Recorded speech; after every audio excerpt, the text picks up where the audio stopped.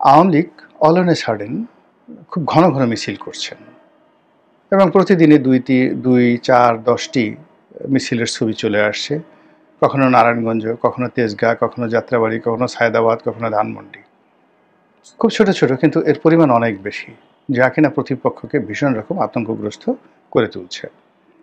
আর শেখ হাসিনা খুব ডিপ্লোম্যাটিক ভাষায় কথা বলা শুরু করেছেন, সবাইকে ধৈর্য ধারণ করতে বলছেন এবং যাকে বলা হয় আবার ফিরে আসার অঙ্গীকার ব্যক্ত করেছেন এবং সবাইকে ক্ষমা করে দেওয়ার কথা বলছেন।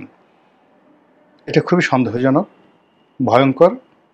এর কারণ হলো, সে যখন তার স্বাভাবিক আচরণ করবে, ফুস করবে, ফাঁস করবে, রাগা হবে, একে মারবো, ওকে ধরবো, ওকে এই করবো, এইগুলো খুব স্বাভাবিক আচরণ। কিন্তু সে যখন খুব শান্ত হয়ে যাবে, ধীর হয়ে যাবে, স্থির হয়ে যাবে, তখন ধরে নিতে হবে যে he has been advised by someone with a good assurance.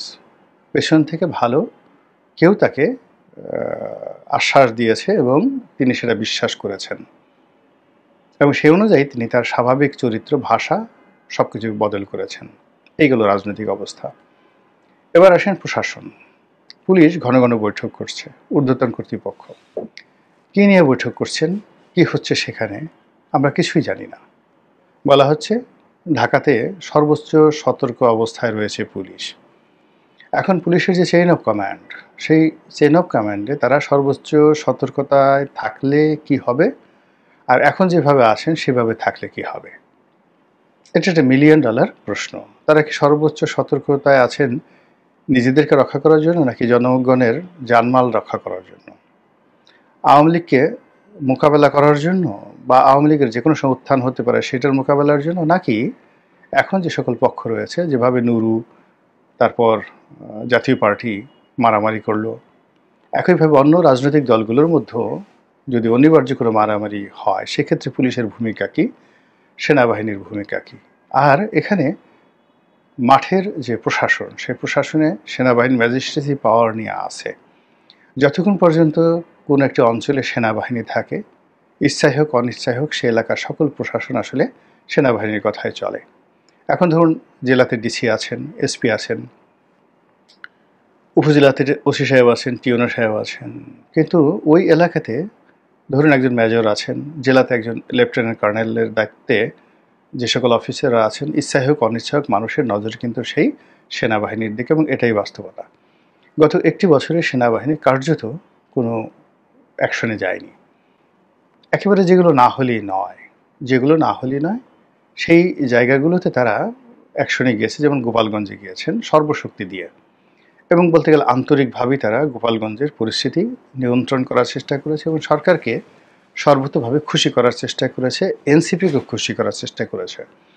গোপালগঞ্জে তারা যে সক্রিয়তা দেখিয়েছে, যে প্রফেশনালিজম দেখিয়েছে, আমি ইতিবাচক অর্থেই বলছি, এটা বাংলাদেশের সেনাবাহিনীর ইতিহাসে এইরকম কোনো ঘটনা ঘটেনি। ডাইরেক্ট গুলি করে অসংখ্য মানুষ মারা, তারপর অনেক দিন, 4-5 দিন কারফিউ দিয়ে পুরো এলাকাতে একটা ভীতিকর অবস্থা তৈরি করা, এরকম ঘটনা আসলে আমি এই বাংলাদেশে যেই কয়বারই সামরিক শাসন হয়েছে, আমার যতটুকু মনে আছে, আমি কখনো এরকম ঘটনা দেখিনি।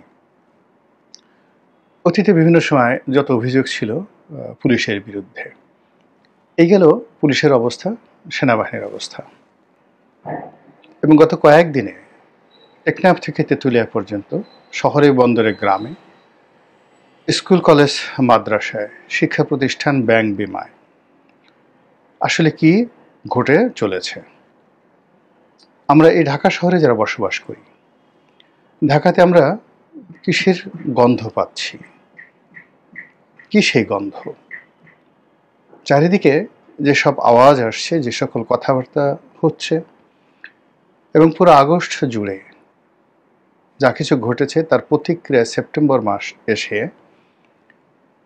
কেমন যেন একটা এলোমেলো অবস্থা, সবার মধ্যে অশান্তি, সবার মধ্যে আতঙ্ক, এবং যে সকল ঘটনা, নজিরবিহীন ঘটনা ঘটছে, একটির সঙ্গে অন্যটির তাল মেলানো যাচ্ছে না।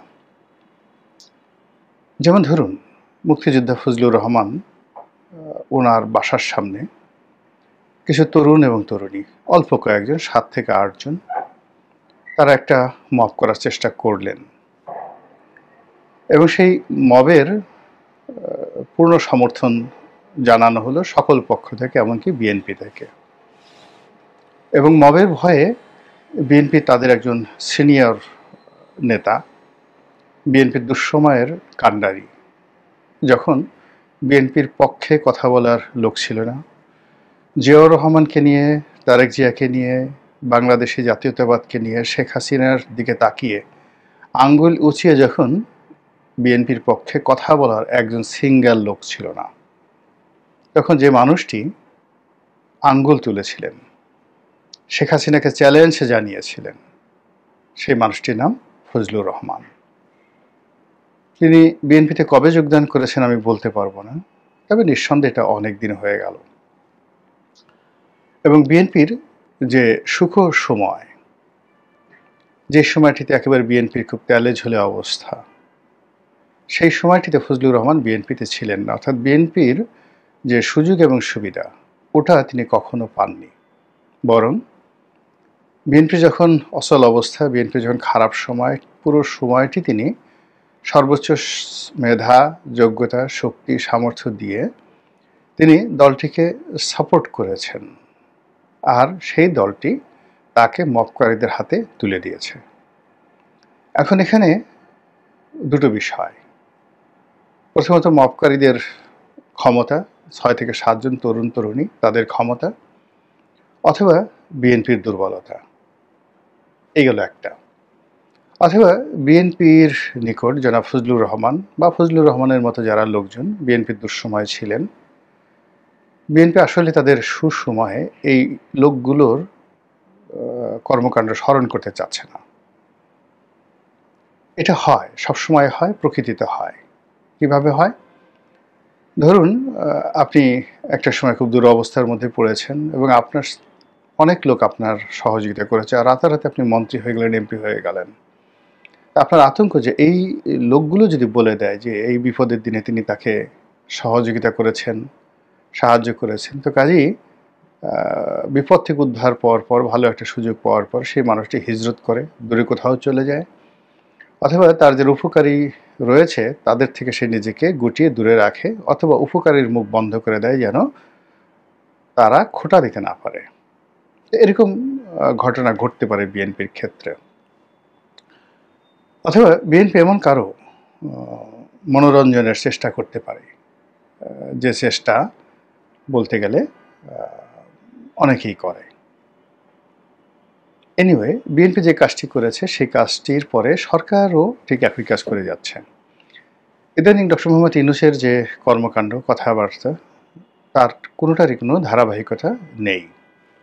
তার দীর্ঘদিনের সঙ্গী, সাথী, সাহায্যকারী সেই ছাত্র জনতা যারা তাকে নিয়োগ দিয়েছেন, সেই মাস্টার মাইন্ড, সেই হাসনাত সার্জিস, সেই জামাতের আমির থেকে শুরু করে যারা আছেন, এখন তাদের সকলের মধ্যে কেমন যেন একটা শত যোজন দূরত্ব দেখা দিয়েছে।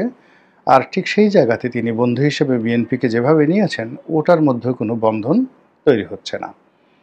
বিএনপি তাকে ট্রাস্ট করতে পারছে না, পাম্প দিচ্ছে কিন্তু বিশ্বাসের মধ্যে আনছে না, অর্থাৎ বায়ু দিচ্ছে কিন্তু বিশ্বাস এবং আস্থা আনতে পারছে না।